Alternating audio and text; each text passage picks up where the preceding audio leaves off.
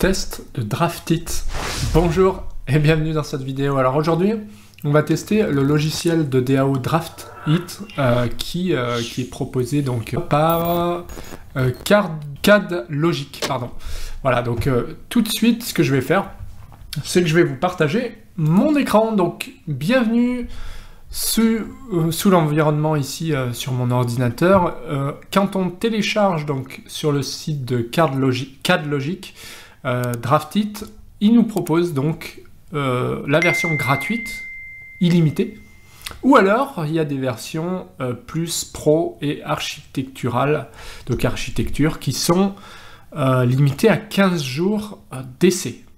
Donc moi, dans le doute, je vais tester une version pro. En général, ça correspond à une version classique logicielle avec plus de fonctionnalités. Et puis, puisque j'ai le droit à 15 jours, allons-y. Version pro. Alors, pro, session continue, bah oui. Donc je continue. Et effectivement, je continue avec la version d'essai. Ici, c'est pour activer. Donc on va continuer avec la version d'essai, 15 jours. Donc voilà Draftit Pro qui se lance. Alors, je constate donc que c'est une version ici qui est en anglais. Je ne sais pas s'il y a une version française qui existe. En tout cas, voilà, je vais pouvoir fermer ça et commencer à dessiner avec un document vierge ici, blanc. Et je vais faire OK. Donc ici, on va trouver finalement un espace qui pourrait s'apparenter à un espace vide. Donc au niveau de l'interface, ça a l'air assez simpliste. Mais bon, on va voir quand même toutes les fonctionnalités qu'il y a. Par exemple, si je tape au clavier une fonctionnalité, visiblement, il ne comprend pas. Donc il n'y a pas cette option de recherche qu'on pourrait avoir, mais par contre, on a des symboles. Ici, donc on peut avoir une liste, j'imagine, de symboles à condition de les charger. On va aller faire un tour dans les View and Settings, c'est les paramètres pour moi, pour voir un petit peu comment ça peut fonctionner. Alors, on peut afficher ici par exemple Display pour regarder l'apparence, et on a aussi le système en général pour voir. Donc voilà, il y a par exemple l'autosave, donc l'enregistrement automatique, et autre chose comme ceci, avec différentes possibilités. Donc là, on voit qu'on a des apparences, des skins, des apparences qui peuvent être changées. Donc ça, c'est plutôt pas mal.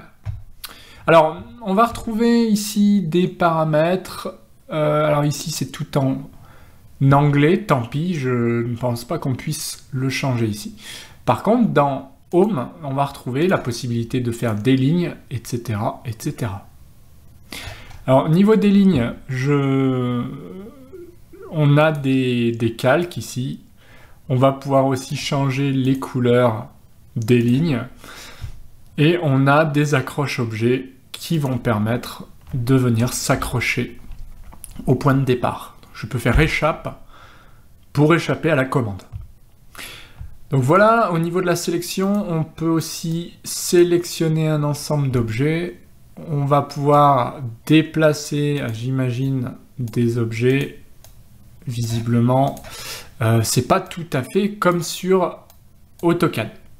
Mais voilà, on peut sélectionner des objets, on peut changer la couleur de ces objets. Là, en vert, on va pas voir grand-chose, mettons en bleu. Voilà. Et on va pouvoir changer donc un certain nombre de paramètres ici, notamment mettre en pointillé, etc. Donc ça, c'est plutôt intéressant. On peut tracer des rectangles. Voilà. Donc ça, c'est très très bien. Et les rectangles sont décomposés avec des lignes.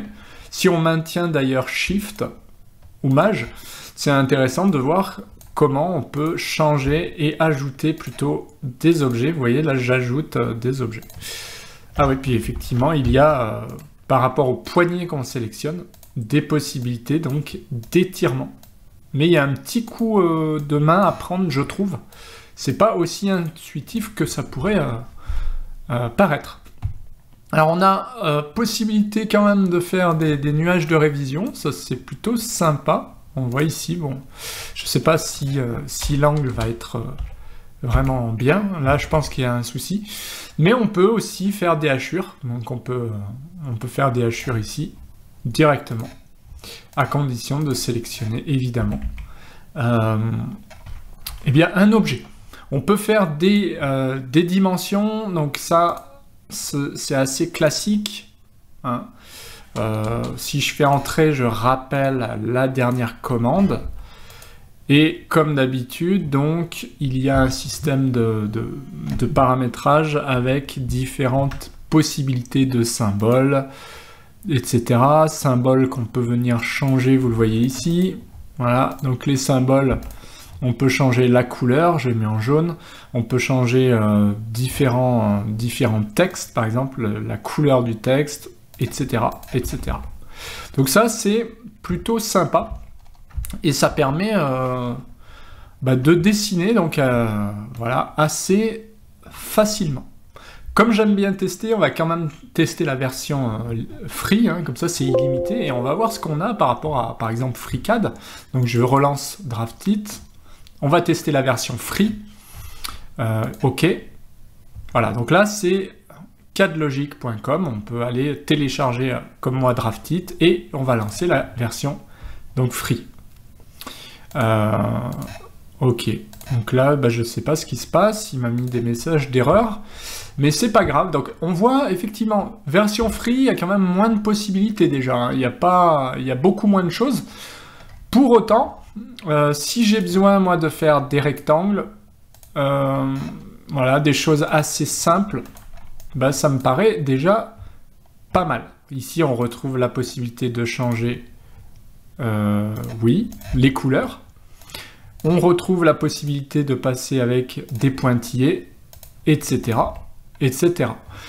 Donc, au niveau des options, voilà, on peut faire des objets, on peut faire la même chose des dimensions. Donc, franchement, rien à dire par rapport à Free, enfin, par rapport à la version Free. Bon, il y a moins d'options, c'est sûr. Mais pour quelqu'un qui commence, moi je trouve ça pas mal. On va tester champ de fer, c'est j'imagine une sorte de chanfrein quand on a des lignes comme ça. Donc je fais... Voilà. Donc il faut faire échappe pour échapper à la commande. On va essayer ça dans champ de fer. Je vais sélectionner deux choses. Et j'ai un chanfrein qui est fait automatiquement avec, on le voit ici, des possibilités. Ça, je trouve ça plutôt intuitif, comme c'est fait. Voilà, donc on peut faire des chanfreins, on peut faire des rayons, on peut faire des... Alors là, c'est en anglais.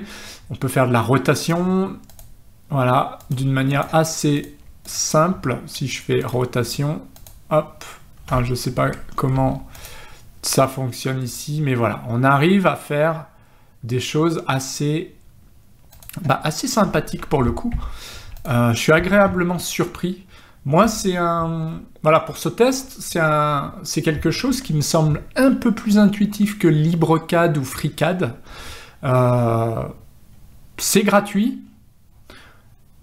Après, à voir quand même s'il existe une version française.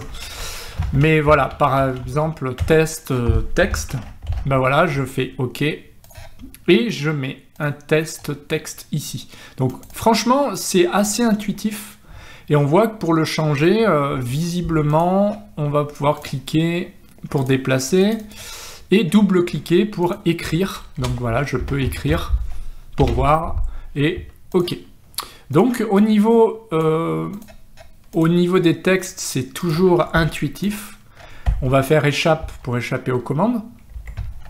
Donc on a aussi possibilité de trouver et remplacer des groupes de texte.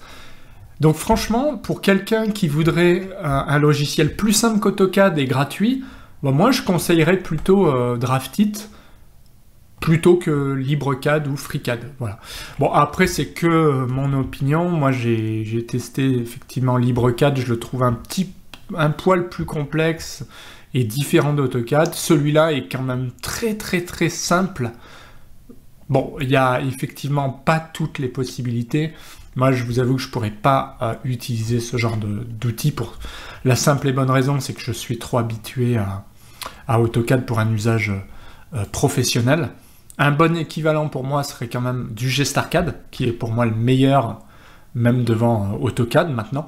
Mais, enfin, en tout cas, celui-là, Draftit, a le mérite de proposer des options simples où, vous voyez, je double-clique. Pareil pour les cotes, je peux double-cliquer visiblement. Je ne sais pas si je peux forcer un texte. Mais voilà, j'ai possibilité de changer facilement, ici on le voit, les cotations. Donc, c'est un outil qui est fiable, c'est un outil qui est simple. Si je fais ça, voilà, avec plusieurs paramètres différents. Mais ça reste du basique et ça reste sympa à utiliser, je trouve. Voilà, on peut aussi déplacer comme ça. Alors, au niveau de la navigation, on peut faire un panoramique en laissant appuyer sur la molette et en déplaçant. Ça, c'est un déplacement panoramique. On peut zoomer, dézoomer avec la molette. On peut aussi... alors on peut aussi éditer en faisant un clic droit. Par exemple, là, je peux éditer, je crois, une zone ou rajouter un texte avec un clic droit. Je ne sais pas ce que ça va faire. Voilà, je peux rajouter un texte avec clic droit. Ça rappelle la dernière commande. Et puis clic gauche, ça me permettra d'aller chercher des objets et de pouvoir les modifier, ces objets. Voilà, par exemple le texte, je peux double-cliquer dessus pour le modifier. Échappe me permet d'échapper aux commandes. Entrée va rappeler la dernière commande de texte. Et je vais simplement pouvoir utiliser dans Home, donc début, les paramètres, donc dessin, modification, annotation. C'est assez bien rangé. Dans View and Settings, c'est plutôt les vues, donc panoramique, on va pouvoir retrouver de la panoramique. On va retrouver aussi des options pour mesurer, ou pour gérer les unités, plutôt, ici. Ouais, c'est plutôt pour gérer les unités, et gérer la grille, etc., etc. Aussi les pages, l'apparence. On va tester Seven classique. Donc là, on a une petite différence d'apparence, d'affichage. On peut aussi essayer Office, voilà. On peut essayer, je sais pas moi, Foggy. Bon, c'est différent, légèrement différent. Par exemple, là, qu'est-ce qu'il y a? Darkroom, voilà, ça sera plutôt noir. Et puis, qu'est-ce qu'on a? Voilà, on a quelque chose pas mal. Donc, ça peut être aussi, on va essayer Blue. Voilà. Donc, on a quand même du choix. C'est quand même intuitif, je trouve. Et franchement, c'est pas un mauvais outil pour dessiner, même si effectivement, ça ne vaudra pas du GStarCAD ou du DraftSight, clairement. Mais c'est un outil qui est quand même sympathique. Une belle découverte pour moi, donc Draftit, que je recommande si vous n'avez pas les compétences et le temps d'utiliser AutoCAD, GStarCAD, etc. C'est un bon outil, franchement, qui pour moi... Et encore une fois, c'est gratuit, avec la version free, on peut faire tout ça. Donc c'est déjà très très bien. Pour aller plus loin, il y a la version pro. Mais effectivement, très très bon outil. Et bien voilà pour cette vidéo, j'espère que ça vous a plu. Si c'est le cas, pensez à mettre un petit pouce bleu. Pensez aussi à vous abonner, activer la petite clochette des notifications. C'est pour ne rien louper. Pensez à regarder mes formations disponibles donc sur ma plateforme de formation. Et à bientôt. Bonne journée. Salut.